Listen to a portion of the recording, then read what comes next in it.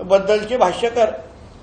दीपक केसरकर यांच्या दंडावर बेडक्या नाही, हा मोती तलावाचा डोंगकावळा आहे, सावंतवाडीत हिंमत असेल तर निवडून या, असं संजय राऊतांनी त्यांना आव्हान केलं। अरे पण ह्याच दीपक केसरकरांना घेऊन तुझ्या मालक महाविकास आघाडीची सत्ता असताना मोदीजींकडे युतीचा प्रस्ताव करण्यासाठी घेऊन गेलेला बरोबर। तेव्हा दीपक केसरकर कसे आवडायचे, तेव्हा दीपक केसरकरांना कसे तुझे मालक घेऊन फिरायचे। आणि दीपक केसरकर जे बोलतायत ते खरं आहे की खोटं आहे हे कधीतरी ठाकरे कुटुंबियांनी समोर येऊन सांगावं।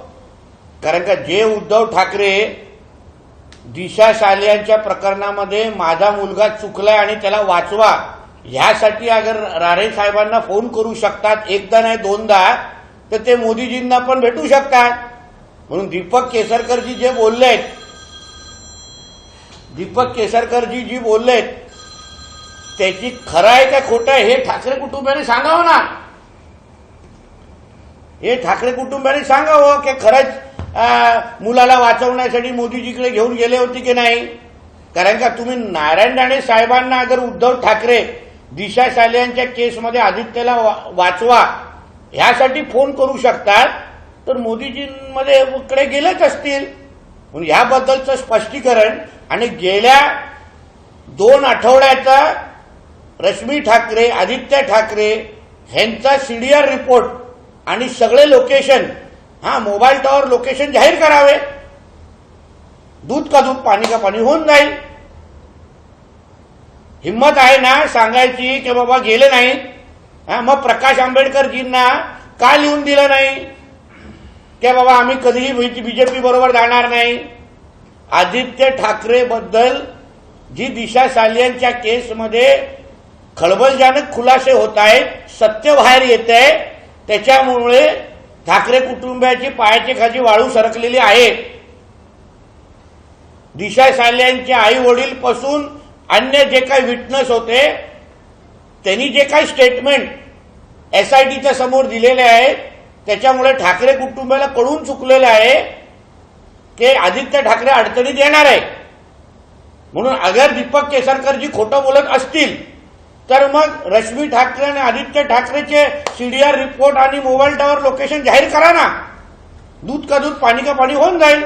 मन साफ असेल तर जाहीर करण्यामध्ये काय वाईट आहे।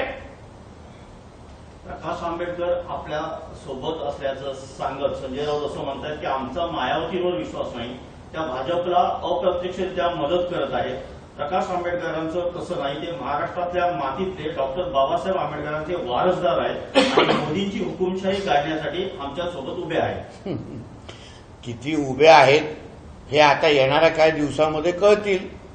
कारण का आंबेडकर कुटुंबियांना, प्रकाश आंबेडकरांना तुमचा मालक किती मान सन्मान देतो हे त्यांनी मातोश्रीवर त्यांनी फोन केलेल्या अपमानानंतर कळलेलं आहे। म्हणून येणाऱ्या दिवसामध्ये प्रकाश आंबेडकरांचा चित्रपट रिलीज होईल, मग तेव्हा कळेल उद्धव ठाकरेंनी ह्यांना कसं वागवलेलं। आणि आम्ही जे बोलतोय फोन न उचलणं, त्यांचा अपमान करणं, हे प्रकाश आंबेडकरजी स्वतःच्या तोंडातून जेव्हा बोलतील ना तेव्हा महाराष्ट्राला आणि जनतेला कळेल की हे आंबेडकर कुटुंबियांचा कसा अपमान करतायत।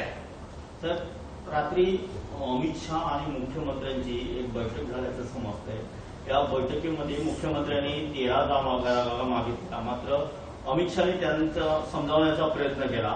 मुंबईमध्ये 1 जागा शिंदे गटाला देणार असल्याची चर्चा आहे, त्यावर शिंदे गट नाराज असल्याची सुद्धा चर्चा आहे। बघा, मी तुमच्या सिंधुदुर्गामध्ये काल झोपलेलो, मला माहित नाही मुंबईमध्ये काय चाललंय।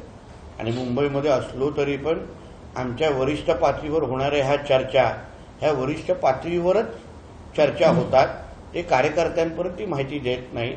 आम्हा कार्यकर्त्यांना एवढंच माहिती आहे की वरिष्ठ पातळीवर झालेला निर्णय आम्हाला मान्य करायचा असतो, म्हणून त्या चर्चेबद्दल मी काय बोलू शकत नाही। शरद पवार गटाच्या महिला प्रदेशाध्यक्ष रोहिणी खडसे असं म्हणाले की ज्या सरकारकडून साड्या देण्यात येतात त्या मंत्री असतील किंवा आमदार असतील यांच्या पत्नींना त्या घालायला द्याव्या। 1 दिवस जरी घालून दाखवलं तर सरकारकडून देण्यात येणाऱ्या साड्या या उत्तम दर्जाच्या आहेत असं म्हणावं लागेल असं म्हणतात। आता तुम्ही त्या साड्या हातात घेऊन पाहिलेल्या नाहीये, अगर क्वालिटीच्या म्हणजे त्या साड्या अगर हातात घेऊन पाहिला तर मी त्याबद्दल भाष्य करू शकतो, कारण मी साड्यांच्याबद्दल मला काय माहिती नाही. भाजपने ईव्हीएम मशीन कदाचित आदेश बांदेकरांना जास्त माहिती असेल, कारण साड्या ते